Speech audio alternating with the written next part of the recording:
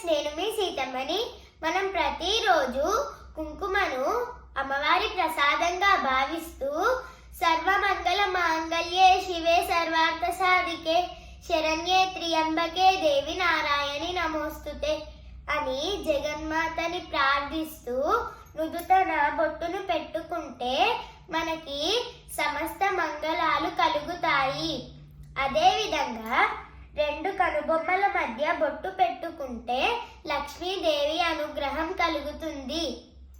నుదుటన బొట్టు పెట్టుకుంటే సరస్వతి దేవి అనుగ్రహం కలిగి విద్య, ఉద్యోగం కలుగుతుంది.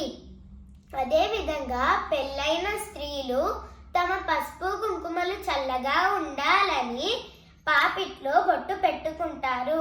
చిన్నపిల్లలకి దిష్టి తగలకుండా 2 కనుబొమ్మల మధ్య బొట్టు పెడతారు. అదేవిధంగా మగపిల్లలకు కుడి బుగ్గ మీద, ఆడపిల్లలకు ఎడమ బుగ్గ మీద నల్లని బొట్టు పెడతారు. ఇంకెందుకు లేట్ ఫ్రెండ్స్, మనం ప్రతిరోజు కుంకుమని పెట్టుకుందాము. అదేవిధంగా సమస్త మంగళాలు పొందుదాం.